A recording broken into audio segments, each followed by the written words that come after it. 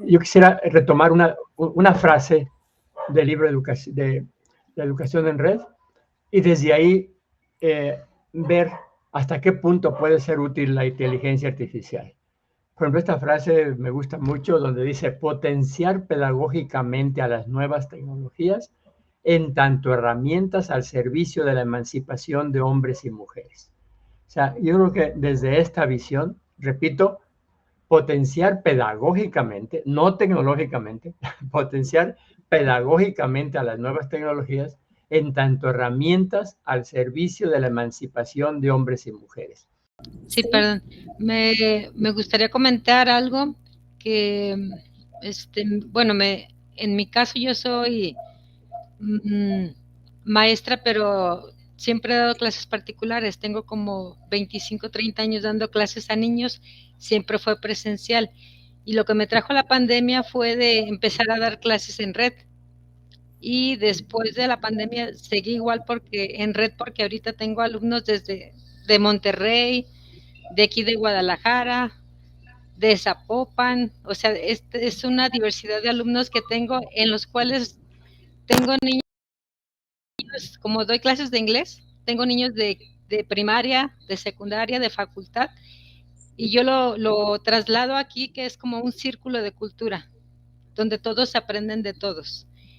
Y realmente los pequeños se sienten más motivados de ver que pueden aprender lo que saben los más avanzados, los de universidad, porque a veces hasta ellos corrigen a uno de universidad. Entonces siento que el trabajar en red es muy, muy rico, como dicen, o sea, como mencionó, no creo que fue que promueve la justicia, la equidad y la diversidad.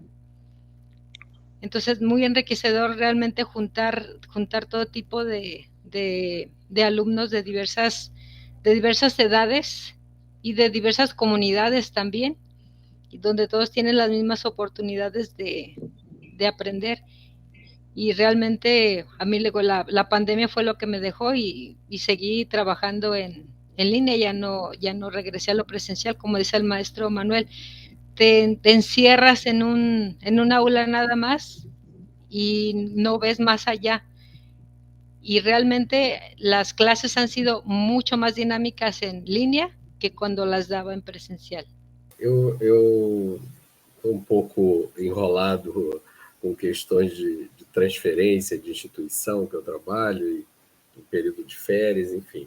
Não consegui preparar alguma coisa em específico aqui para o nosso encontro, mas por uma coincidência, há 2 dias atrás, eu participei de um webinar, né,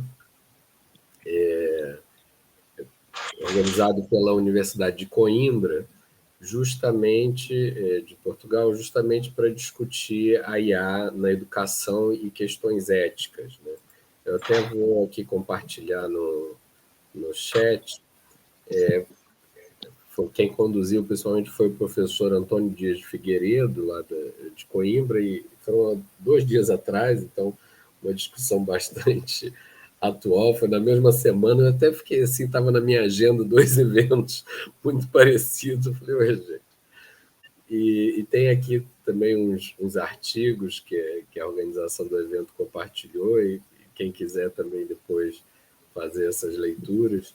Eu estou aqui com o livro da Margarita, e que ela tão gentilmente me enviou, porque eu não consegui comprar. E assim, ele tá aqui todo marcado, né, coitado, como, como deve ser, na minha opinião, e realmente é uma leitura impressionante, e eu acho que essas discussões da IA, da educação, eu agora estou, como eu falei, no momento de transição para outra instituição, saindo um pouco da sala de aula mesmo, presencial, e indo para um novo desafio na Secretaria de Governo Digital do Ministério da Gestão e Inovação, em Brasília. E pensando muito nessa perspectiva de educação, de IA, de ética, para a cidadania, para a democracia, né? e como isso é um desafio atual. Estava relendo aqui no livro que Paulo Freire, uma citação aqui do Freire que a Margarita fez, em 2003, né, já dizia, olha, precisamos controlar a tecnologia para que ela não interfira no espaço democrático e seja instrumento, né, de humanização e tal. Então, que ela possa ser instrumento de emancipação. Isso foi discutido muito nesse evento também, essa semana em Coimbra, e eu acho que tem muito uma questão do uso, né, da IA, que possa ser feito para a emancipação, para melhorar, sim, a produtividade, mas para melhorar o raciocínio, numa relação dialógica e de aprendizagem, né? E não em substituição ao raciocínio por um raciocínio pré-formatado nos algoritmos, né? Que eu acho que esse é o risco. Até o professor Antônio Dias deu exemplo, né? Do perigo que e já tem inúmeras pesquisas falando disso, do uso da calculadora, como ela pode emburrecer, e as pessoas, às vezes, para se calcular um troco, né, no supermercado, se usa ali aquela calculadora e as pessoas perdem a capacidade até de calcular. E essa, né, a ideia de que o cérebro é quase como um músculo e precisa ser exercitado. Então, se a gente terceiriza o cálculo para a calculadora, assim como terceiriza o raciocínio ou a produção de texto para a IA, como isso é um risco. Agora, o seu uso realmente é inevitável, né? O próprio professor Antônio Dias fala, eu uso muitíssimo a IA para escrever os meus artigos e dialogo com a IA e me aperfeiçoou e tenho feito diálogos interessantes. Então, eu acho que cada vez mais os professores e quem se preocupa com essa questão da cidadania, da democracia, nessa visão, né, freiriana, a gente tem que incorporar, né, se empoderar com relação a esse uso, para que isso não fique um uso só de outras pessoas que nem sempre têm as mesmas intenções, né? Bueno, muchas cuestiones han surgido. Margarita. Vera, si quiere, Veriña. Gracias. Bueno, ¿no? Muchas gracias de conocer los compañeros acá. Riquísimas falas, no sé cómo se dice esto en español, ¿no? Pero riquísimo.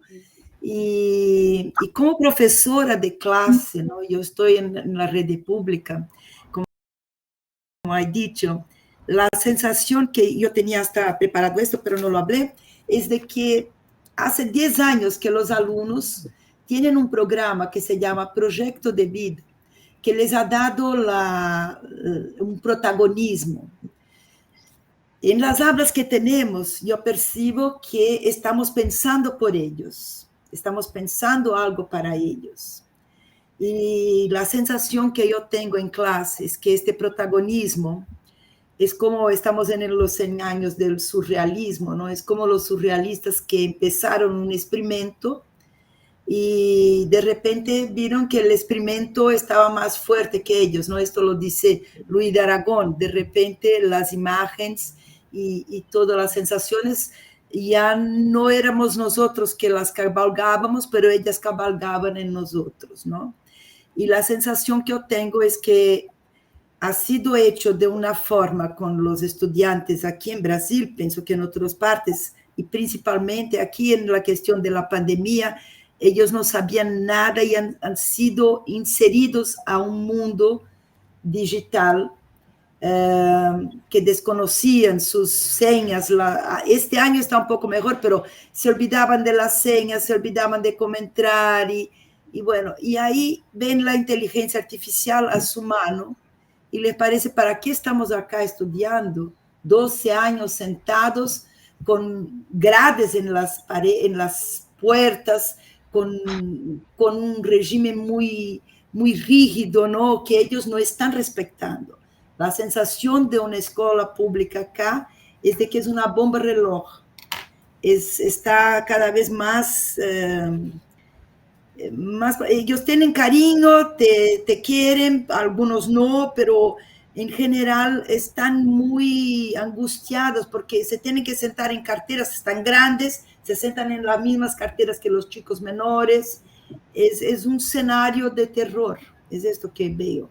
Y entonces, ¿cómo imaginar esto, no? Ahora plataformizado, están siendo masacrados. Y la sensación que yo quería decir es que todo lo que ustedes dijeron es tan poético, es tan precioso, y cómo pasar esto para ellos, ¿no? La hermana Irma de Jesús, ¿no? Habla, y me fui angustiando, y me dio la sensación que lo que les hace falta en las escuelas es arte, es estar libres, estar sueltos, ¿no? Como Leti dice, misturar las edades, y todo esto daría un protagonismo. Y las autoridades están con miedo de lo que puede pasar. Nosotros estamos, los profesores acuados también, porque salen del aula antes, hacen lo que quieren, son niños, y está muy difícil la realidad, y no sé, ahora estamos haciendo una encuesta si es en todas las escuelas, si es en São Paulo, si también están en otras. Y pienso que hay que pensar algo del sensible, con toda la tecnología, ¿no?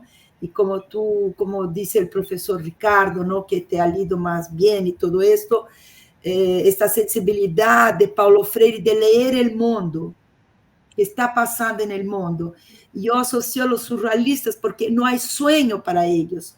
Hay fuego, hay desastres, no hay trabajo, ya saben que no tendrán aquel sueldo, ¿no? Como se dice, aposentadoría. ¿Qué mundo esperar, ¿no? Y cómo nosotros podemos estar considerando estas cosas para hacer esta red tan preciosa que me parece que son todos capaces acá de hacer. Gracias. Gracias, Veriña. Sí, terrible situación. Vamos a pasar entonces la palabra para el maestro.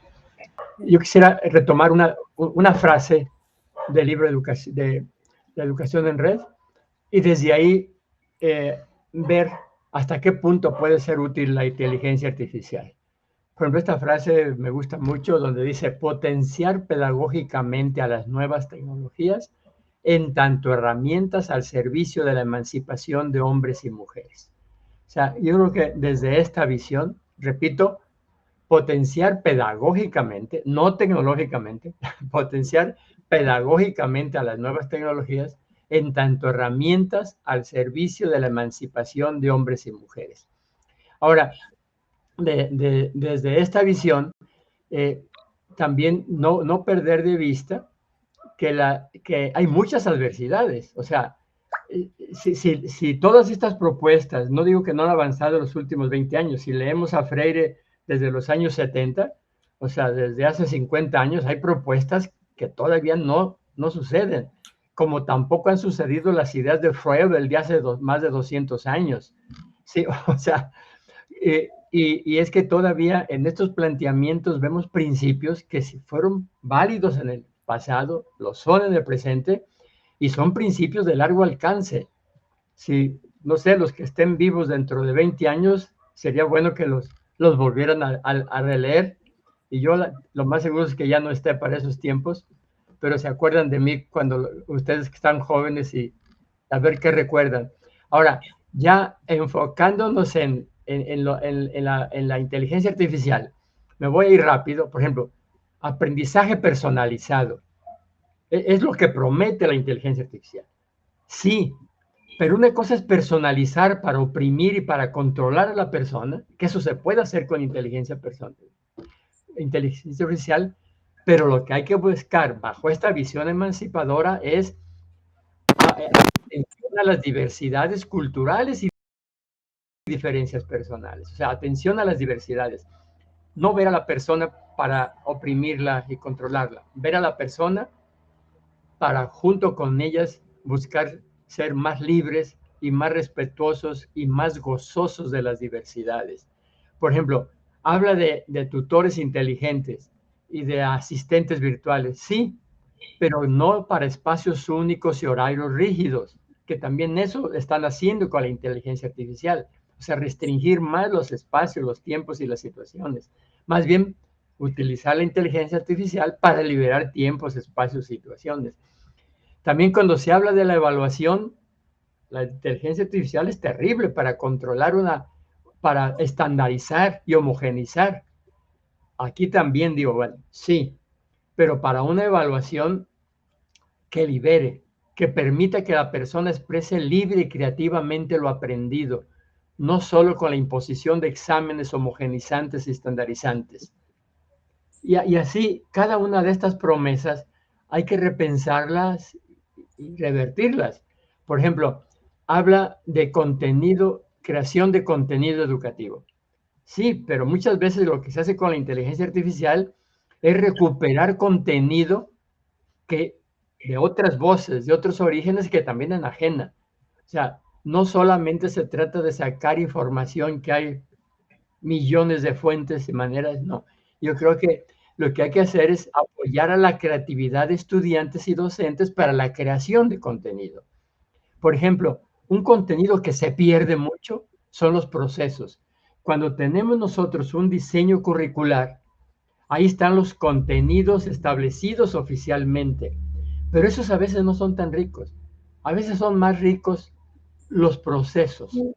O sea, no perder de vista que los procesos devienen contenidos educativos, que a veces los procesos pueden ser contenidos educativos más significativos y trascendentes que los establecidos institucionalmente.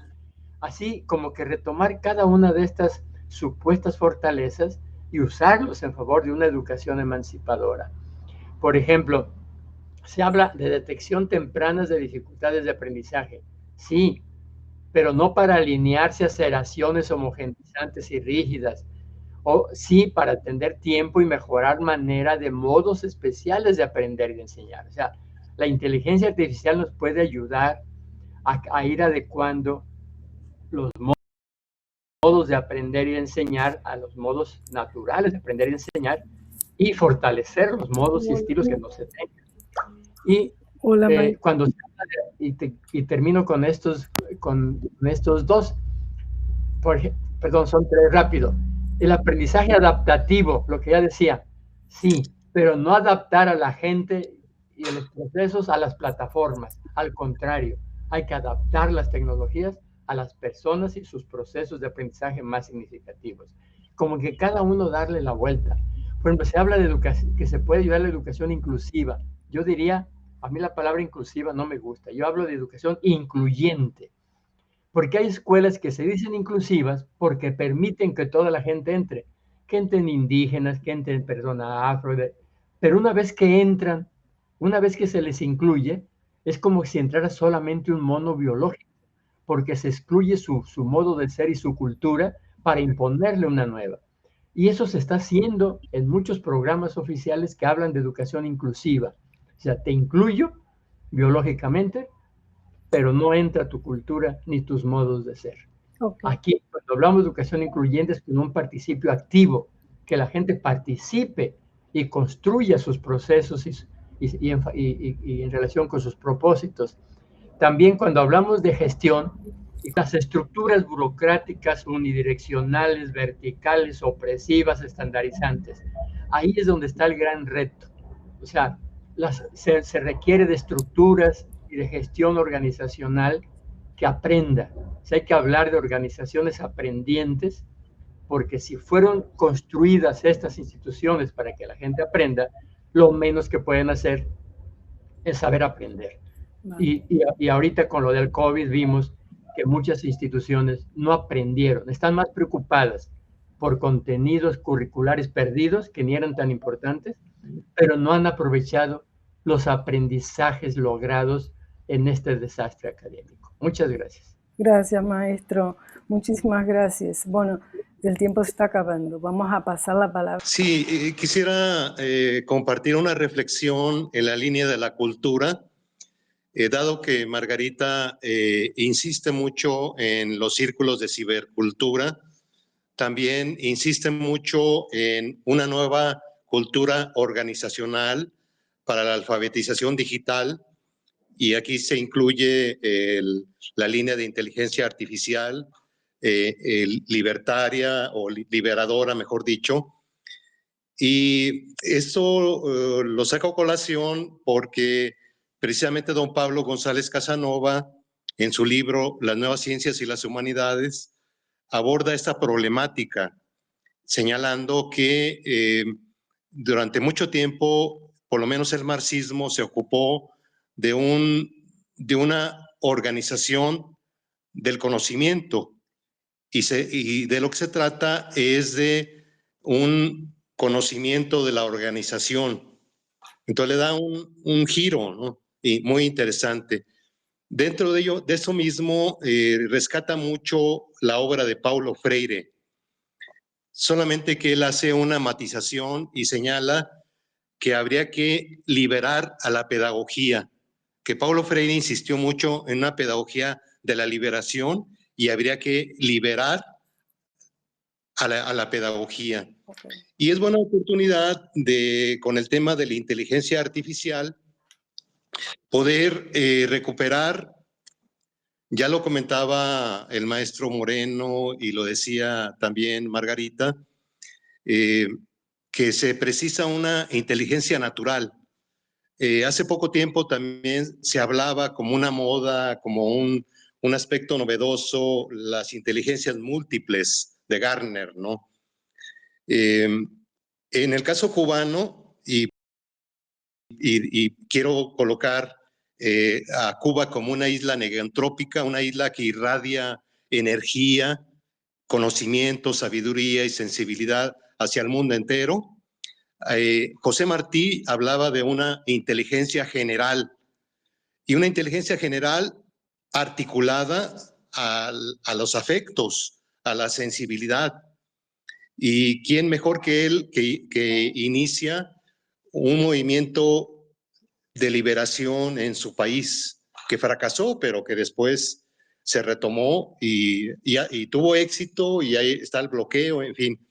Entonces, desde ahí, un estudioso martiano, de la obra martiana, que es Cintio Vitier, ha redactado un libro que se llama El Sol del Mundo Moral, que es una frase de un pensador cubano, pero que de alguna manera ese sol que yo aludía del capítulo 5, las mediaciones y el diseño en el proyecto pedagógico web, que ahora podría incorporar también la inteligencia artificial, de hecho ya se está incorporada, ese sol del mundo moral que fue publicado también en México, y entonces fue muy interesante porque habla acerca de la moralidad del cubano, de la cubanía, vaya, y en la edición cubana se suprime el subtítulo, pero en la edición mexicana aparece con todo su resplandor. Digo esto porque de alguna manera Cuba, como una isla negantrópica, también aporta. La esposa de Vitier es una pareja preciosa, ya fallecieron los dos, pero Fina García Marrús escribe un texto que se llama El amor como energía revolucionaria en la obra de José Martí. Y aquí se puede compaginar con lo que decía Freire, que la educación es un acto de amor, de infinito amor. Entonces ahí vemos cómo es posible una cultura, una dimensión intercultural entre Cuba y Brasil, entre José Martí, entre la obra martiana de Martí, pero después de Martí, y la obra freiriana, la obra de Margarita, se pueden compaginar perfectamente bien. Y don Pablo, nuevamente recurro a don Pablo, pues ya preveía una serie de situaciones. De hecho, él cita mucho a Francisco Varela. Francisco Varela tiene un libro muy interesante que se llama Conocer, en donde habla de las ciencias cognitivas y las tecnologías. Y precisamente ahí coloca la inteligencia artificial en red, relaciones reales virtuales, se corresponden de alguna forma precisamente con esas subjetividades democráticas de las que hablaba Paulo Freire y de que tiene muy presentes Margarita a lo largo del texto, y en donde efectivamente yo fui testigo de ello como alumno, profesor, en donde se tomaban en cuenta los miedos, las trabazones, una serie de emociones, una serie de sentimientos eran tomados en cuenta por Margarita, ¿no? Como moderadora, junto con Lutgartes y junto con Moacir. Y el Fa, la nota Fa, que tiene mucha proximidad con el Do, eso me lo ha dicho mi nietecito de 11 años que estudia piano. La nota Fa se corresponde con las experiencias, la experiencia como dispositivo pedagógico. Entonces aquí en este capítulo Margarita nos comparte un cúmulo de experiencias de educación en red, desde su natal Rosario hasta Brasil, y colocando la experiencia de Claxo e Instituto Paulo Freire, donde tuve la suerte de ser alumno de Margarita, de Lutgartes y de Gadotti. Entonces, este entramado de experiencias es compartida en este capítulo. Y precisamente esa nota Fa nos va a conducir a un resplandor, o sea, los susurros que comentaba, que de alguna manera están presentes en la obra de Juan Rulfo, aquí en México, pero que también están presentes en Graciliano Ramos, en Brasil, con la novela Vidas Secas. Ahora vamos a pasar al resplandor, a una especie de experimento de experiencias en el resplandor de una obra plástica de una artista brasileña que de alguna manera se instalan en el modernismo y que se apellida Do Amaral. Do Amaral tiene un cuadro, una pintura que se llama La Puesta del Sol. Entonces, aquí en la segunda parte que titula Margarita El proceso de creación, yo creo que se puede acompañar perfectamente con esa pintura que se llama Puesta del Sol, que es el resplandor ya por la noche, por un crepúsculo en la noche. Y en donde el sol del capítulo 5, que es la mediación y el diseño en el proyecto pedagógico web, de alguna manera está expresando ese resplandor de la nota sol, y en donde, bueno, va colocando una serie de situaciones en torno a lo que debe ser la mediación y el diseño, que siempre son de alguna manera trabajados en equipo, ¿no?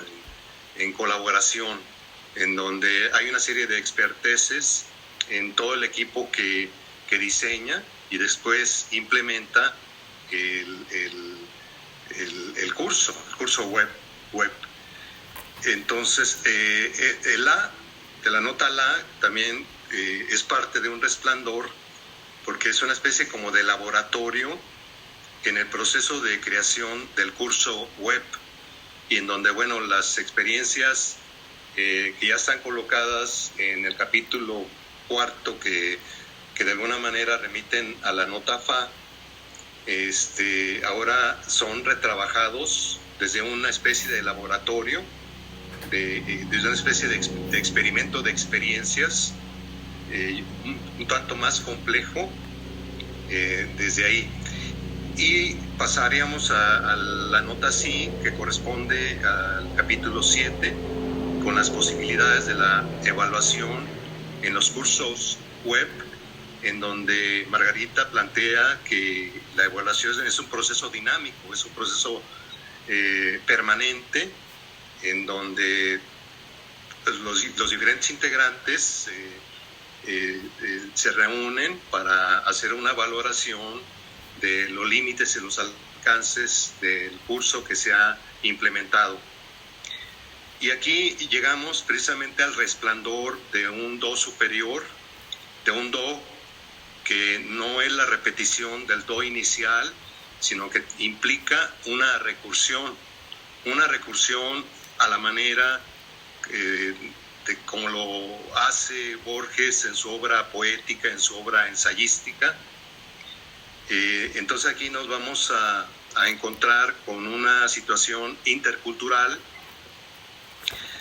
que convoca la cultura y el pensamiento argentino, brasileño y de otras latitudes, en donde esa recursión tiene que ver con el encuentro de la otra, del otro, del nosotros, y en donde ese do superior no es el llegar a regresar al punto de llegada, de inicio, perdón, sino que es un romper el círculo, un círculo que es creativo para hacerlo espiral.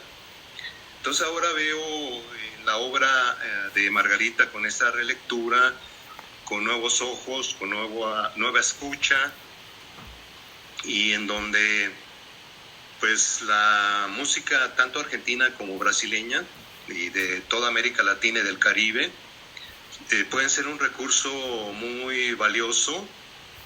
Ya lo decía Tiago de Melo, que Paulo Freire tuvo esa capacidad de percibir los contornos del habla del campesino en Brasil, como también Margarita tiene esa capacidad de percibir y percatarse de los contornos del habla, del lenguaje y de la escritura en la educación en red, para conformar una pedagogía de la virtualidad, siempre enriquecida por las tecnologías que no son tan nuevas. Esa tecnología de la inteligencia artificial pues data de la década de los 50, sin embargo nos está ofreciendo retos y desafíos en este momento, que demanda, que ya lo dijo el maestro Moreno, demanda del empleo de una inteligencia natural, porque yo me doy cuenta, metiéndome a Meta, particularmente a Meta, que hay una serie de insuficiencias en la inteligencia artificial, por más que esté en un momento en activista, como lo plantea Varela, todavía hay una serie de desafíos. Uno de ellos viene siendo, si uno le pregunta a Meta cuál es la capacidad de la inteligencia artificial para generar y elaborar preguntas interrogantes, ahí plantea un límite. La misma Meta, la misma inteligencia artificial plantea que está en un proceso de elaboración como para responder a este desafío, ante lo cual la pedagogía de la pregunta, que es un libro dialogado de Freire con Faundés, pues sigue estando vigente definitivamente. Como también uno le pregunta a Meta sobre las cuestiones éticas y políticas, y ahí con mucha consistencia Meta responde que es un desafío las cuestiones éticas, porque la información que de alguna manera arroja la inteligencia artificial deben de pasar por una responsabilidad y por una situación ética, y la ética que está siempre presente tanto en Freire como en Margarita, pues van hacia una situación de responsabilidad.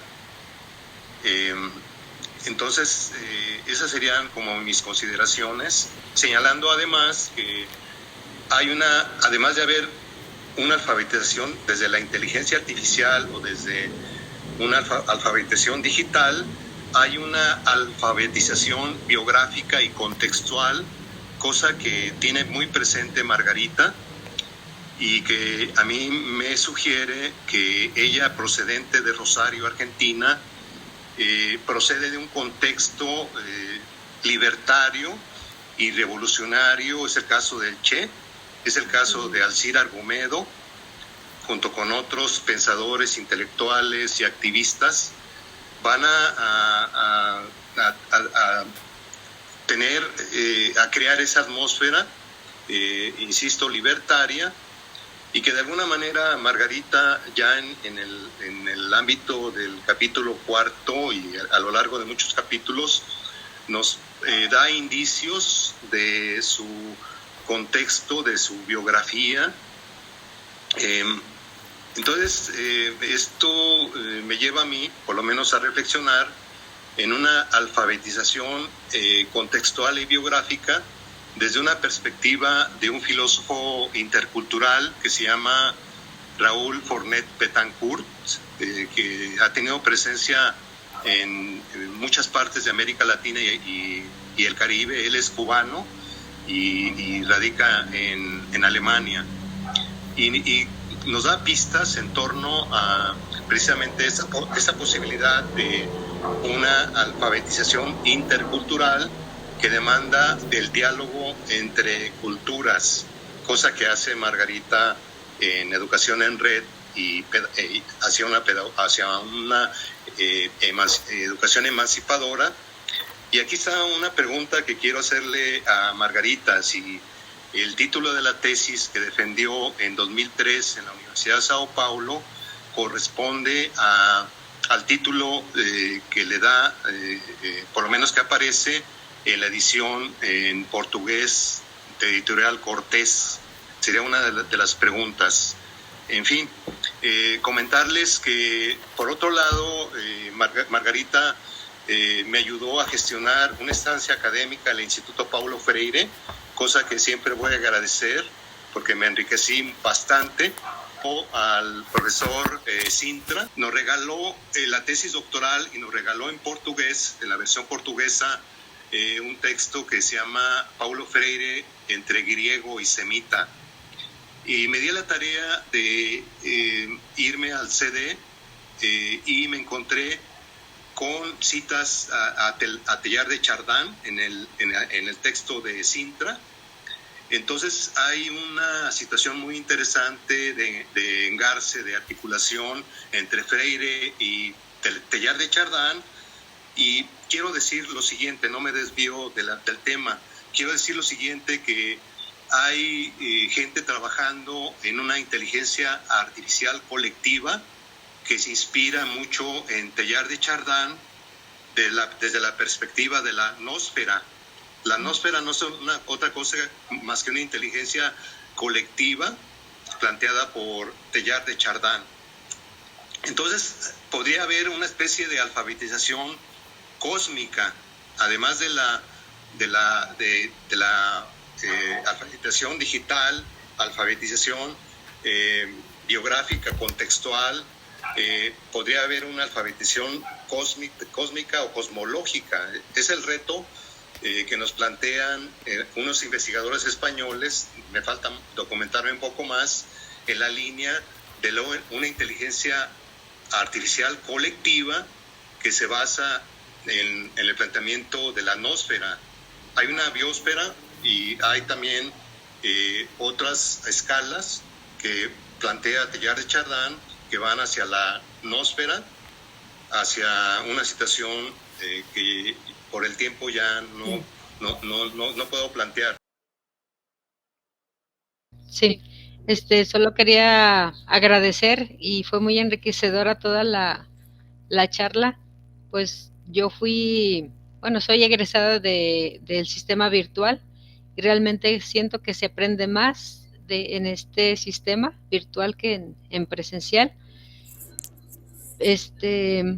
Y sí, como les comentaba, de mis clases se enriquecieron más virtualmente que presencial, porque tenemos una gran cantidad de herramientas en la inteligencia artificial, con las cuales nos podemos apoyar. Uh-huh. Y pues muchas gracias, pero tengo un compromiso, tengo que retirarme. Un gusto haberlos visto, igual al maestro Manuel. Gracias, Leticia. Realmente muy buena tu participación. Muchas gracias y te esperamos en el próximo encuentro, que será el próximo mes seguramente. Claro, gracias. Cariños. Muchas gracias, Leti, que te vaya bien. Igualmente, gracias. Y pues agradecerles realmente muy enriquecedor, como decía Marcio, hasta poético resultó el asunto y siempre de lujo escuchar al maestro Manuel Moreno. Muchas gracias a todos y también me retiro porque tengo clase. Bueno, muchas gracias, Irma. Hasta el próximo encuentro. Gracias, que se vaya bien, Irma. Gracias, maestro Manuel Moreno. Fabio, ¿algunas palabras últimas? Dije mucho y muchas gracias a todos. Continúen contando conmigo. Igualmente. Bueno, la idea era hacer una síntesis rápida para cerrar ya el encuentro de hoy y realmente ha sido muy rico, mucho más así impresionante, pero se mencionó especialmente, yo creo que fue muy interesante, que se mencionó la importancia de traer el contexto actual a donde surge la educación en red y esa perspectiva emancipadora. ¿Por qué la educación en red y por qué surge esa perspectiva emancipadora? Y ahí Marcio citó entonces autores, didácticas, metodologías, citó también la cuestión de la responsabilidad de los estados nacionales, y él colocó un ejemplo muy interesante, la cuestión de Elon Musk, que él cree que puede decidir en el país por pasar por arriba de la legislación nacional, de respetando nuestra soberanía. Entonces eso fue una cuestión muy interesante colocada por Marcio. Él levantó la cuestión de las voces, del silencio en América Latina, la importancia del acceso abierto, las teorías de redes, la importancia de cuestionar cómo surgen estas redes hoy, porque hay muchas vertientes donde se pueden colocar, pero él dijo, hay que tomar cuidado.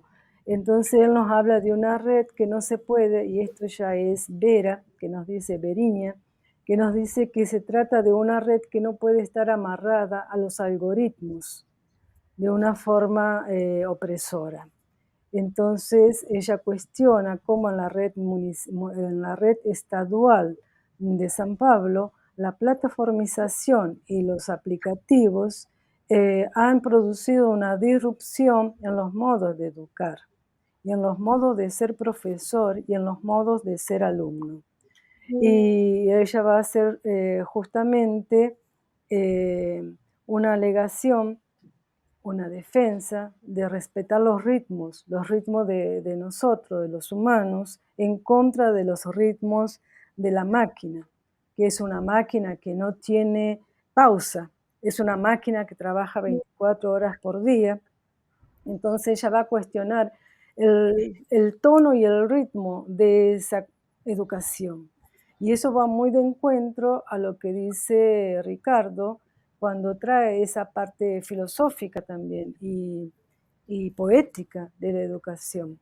Entonces, hallo que más que nunca, se cuestiona aquí que más que nunca se hace falta el arte y la poesía para enfrentar la algoritmización. Irma se refirió al Círculo de Cultura Digital, retomando la educación y el pensamiento crítico para un futuro y una vida digna, el aprendizaje colaborativo. Fue muy interesante la perspectiva de Irma también, en ese sentido de traer esa cuestión del pensamiento crítico. Entonces el profesor Manuel hace desde su grandísima experiencia en la universidad virtual, él trae esa cuestión. La cuestión de redes, dice él, no es una cuestión nueva, es una cuestión milenar. Las redes siempre existieron. ¿Cuál es el diferencial de hoy? Hablar de redes.